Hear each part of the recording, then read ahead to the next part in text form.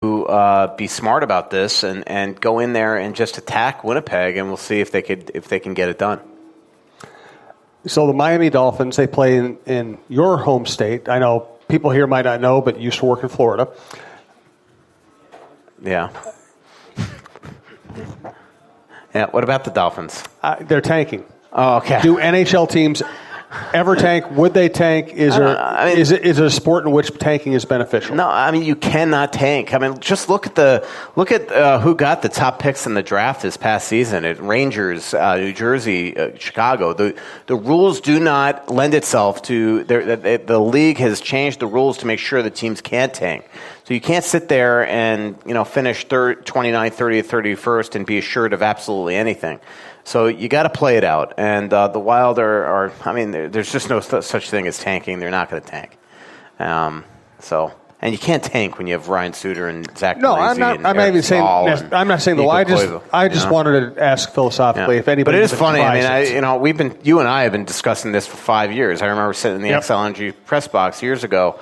Who was the number one overall pick that we kept on talking about that they should take? Oh, McDavid. Yeah.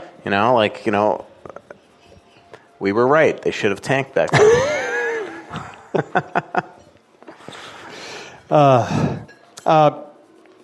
Is the Wild going to upgrade the game ops? Are the Wild? Are we going to see something? Are the Wild? Yeah. That's what they say. I'm going to do a story on that this week. The Wild say that they're going to try to do some stuff here, tweak some stuff here to infuse some more energy into the building. We'll see what they do. I honestly do not know, and even if I did, I wouldn't reveal that to I don't want to break any surprises for the fans. But clearly, they've got to do something to add some energy to that building, and this is just beyond. I know that the cynics out there are like, well, it's up to the players to do that. No, the Wild. Sitting at XL Energy Center is unlike any other experience in the NHL, and I don't mean that in a positive. I mean, it's just like I was just talking to Mary here about who just went to Nashville and what it's like to go into that arena. It's a totally different. If you are a Wild fan that have never been at a road game or in Nashville, it's like you're probably just overwhelmed by the stuff that they do. Mary said it's very hard to be a visiting fan and being down in that building when they are up because there's just so much energy. And same thing in a lot of other arenas. So they're trying to do that. They've got to. I think it's grown stale. Obviously, Minnesota, you can't do stuff that's going to be like Vegas or Nashville. But you're not going to have. You're not going to have Keith Urban singing between periods. You're going to Trampled by Turtles? Yeah, you should. Did Twins a lot of good? Yeah.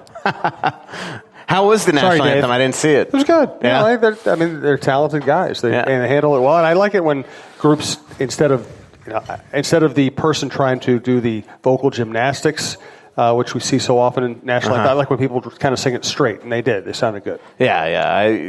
I mean, those are those guys. Right. They're not going to all of a sudden try to rock it out.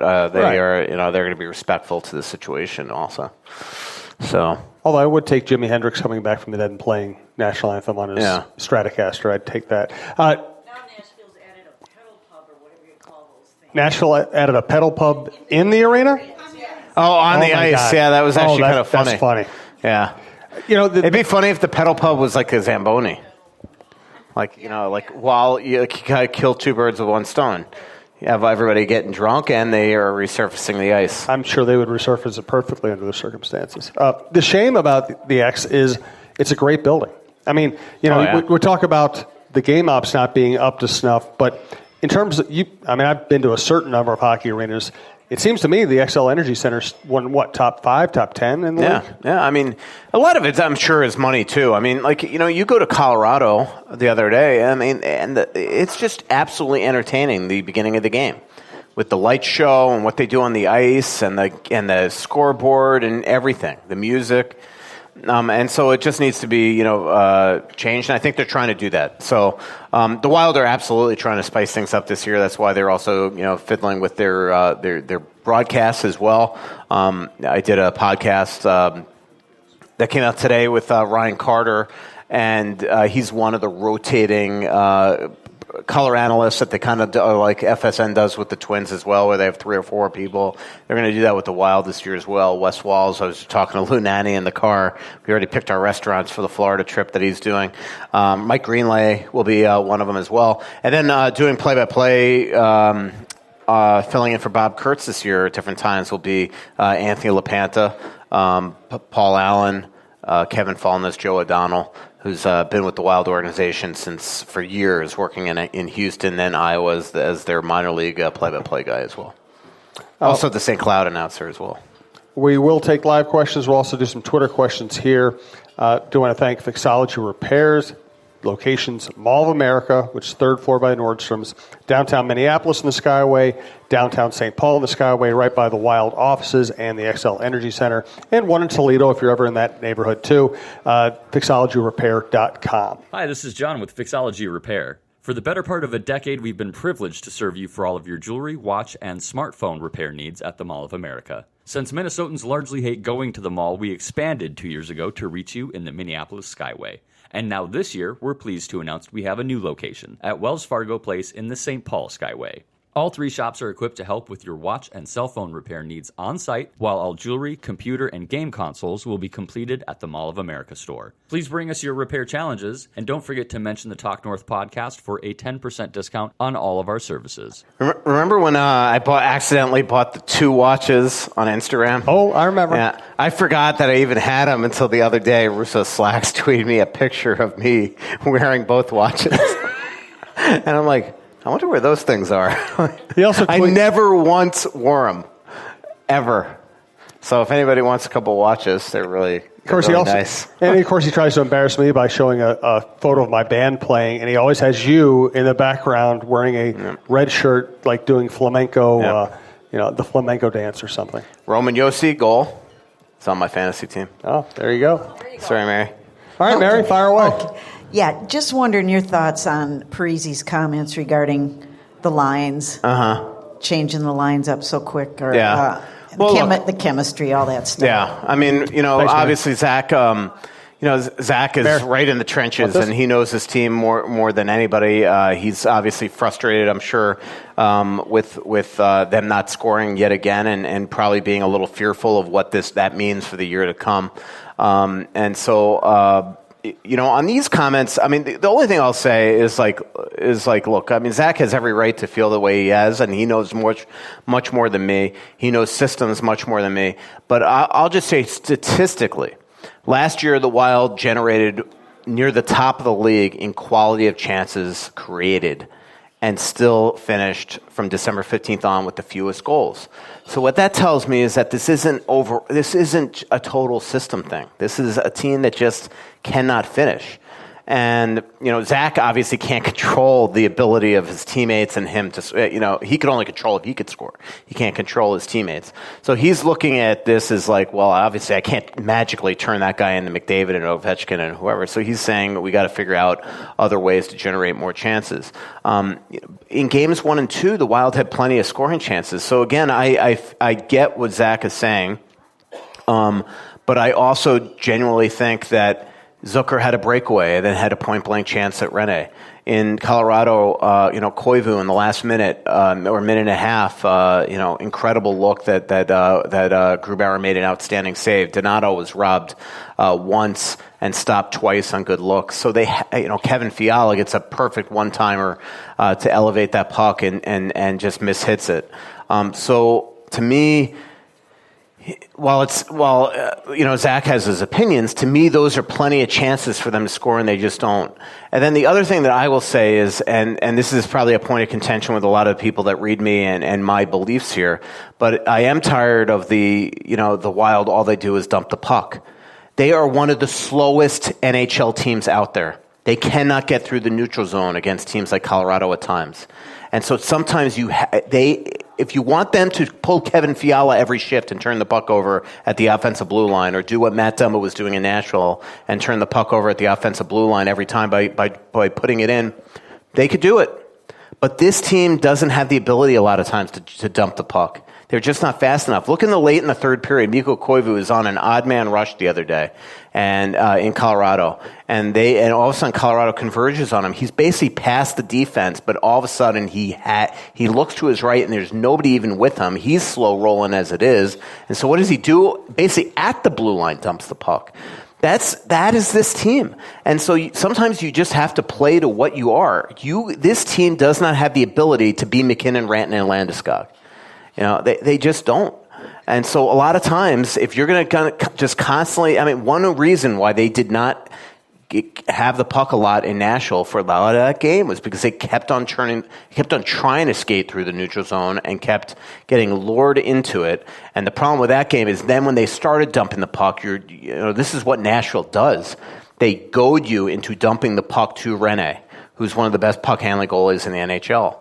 And so they're so good in the neutral zone that they stop you from skating through it, and then if you dump it to the wrong area, you're most likely not getting it as well. And the other thing that Nashville does perfectly is they get away with obstruction. So you dump that puck, and usually you're getting illegally but legally obstructed as you're going in. They do just enough to slow you down to the point that Rene can play it. And so it's a very frustrating game. So the Wild start off with two frustrating teams. And again, Winnipeg in a couple days, that's one where they are so thin on the back end. Part of the game plan might very well be to smartly dump the puck a couple times early, pound those defensemen, and try to wear them out by the time that the game gets a little older, where all of a sudden you could create a lot of looks for yourself. So that's just kind of my opinion. Again, I totally get what Zach's saying. I look at this team as having enough chances to score, and they still just never do. So that to me is more on the personnel, and not so much. That's not so much on the system. Hey, hi. How are you? I like your shirt. Hi. Thank you. Are you a big Star Wars fan? Well, yes and no. You care to elaborate? So my question is when is Alex Stalock gonna start a game? I remember you. Didn't you come to the state fair and ask that question? Yes. Yep. Isn't your friend at school Alex Stalock's cousin or nephew?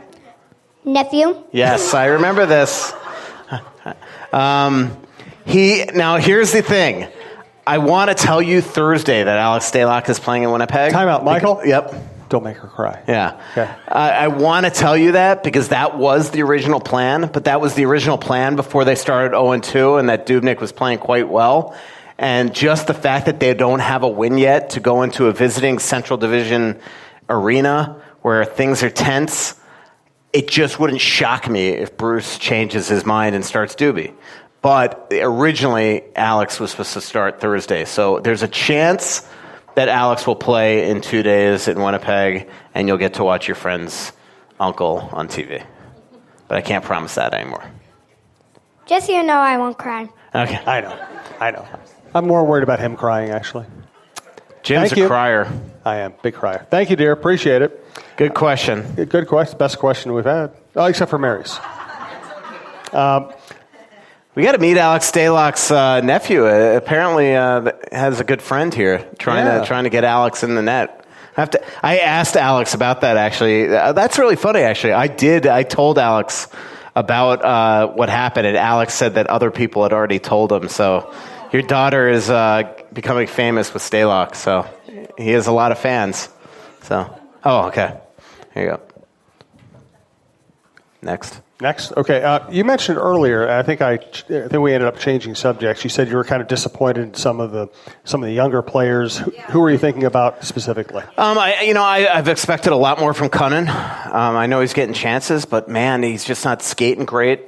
He's taken a couple big dumps in practice, and I'm telling you, he had trouble getting up yesterday. So you just hope that knee's not hurting him again. In fact, Zuccarello bear hugged him at center ice because Zuccarello was the one that dumped him behind the net, and he had real trouble getting up. And Zuccarello, but then when Zuccarello was like bear hugging him, Cunnin had a big laugh and smile. So hopefully he's just trying to. But he's not. You just expect him to. None of them have a point. Fiala, I thought he played really well in Nashville. Not so well in Colorado. Big-time turnover that led to the second goal, and big-time turnover that led to a shorthanded breakaway by Matt Calvert. That needs to stop. Donato, I have not been, he had a couple really good looks against Colorado, but he's just, he has had a disappointing training camp, and it's